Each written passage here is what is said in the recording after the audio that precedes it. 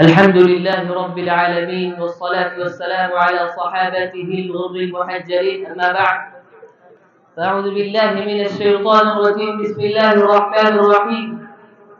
قل يا عبادي الذين أسرفوا على أنفسهم لا تقنطوا من رحمة الله، إن الله يغفر الذنوب جميعا إنه هو الغفور الرحيم.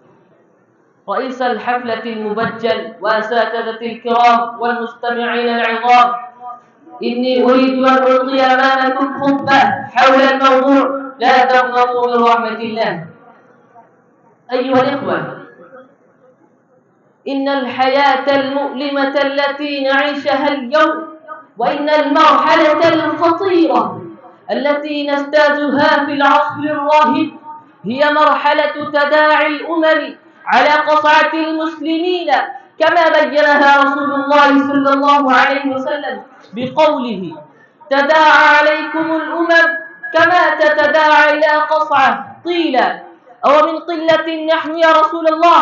قال رسول الله صلى الله عليه وسلم: لا، إنكم كثير ولكنكم غثاء كغثاء السيل، صرنا زبدا رابيا يطفو على سطح الماء، فتن كقطع الليل المظلم تموج في بلادنا، ومحن تجعلنا حيرانا كل يوم تطلع فيه الشمس نواجه بلايا ومصائب، فالكبات تنزل ببلادنا، والنيران تحرق ديارنا، والقنابل تدمر منازلنا، والغارات تقتل أبناءنا، والاغتيال والقتل والتشريد والاغتيال وهتك الأعراض في بنات أمتنا. ومع ذلك لا مجال للناس، فإن اليأس موجود، ولا مجال للناس رغم هزائمنا وانقساماتنا.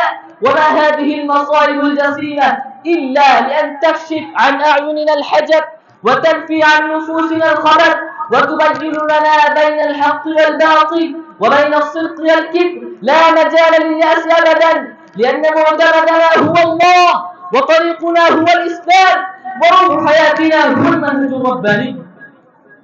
فلا تيأسوا، لأنكم تملكون كل أسباب التغير، وتملكون كل أسباب النهوض والسعادة. تملكون الإيمان بالله، تملكون الإيمان والثقة بنصر الله، فاجعلوا هذا الإيمان أخلص وأقوى، والتمسوا عن أسباب النصر. إن تنصروا الله ينصركم، إن تنصروا الله ينصركم ويثبت أقدامكم. تملكون المنهج الأكمل والأشمل، فطبقوه في جوانب حياتكم. تعالوا نغير أنفسنا حتى يغير الله ما بنا. تعالوا إلى أن نهتك ستار الغفلة والضلال. تعالوا إلى أن نبذل نفوسنا ونفائسنا لبناء المجتمع الإسلامي. تعالوا نعمر صدورنا بالأمل ونتحلى بقرب من الله. قال تعالى وهو أصدق القائلين: لا تيأسوا من روح الله، إنه لا ييأس من روح الله إلا القوم الكافرون. فالله يوفقنا لما يحب ويرضى من القول والعمل. أكتفي بهذه الكلمات، وآخر دعوانا الحمد لله رب العالمين.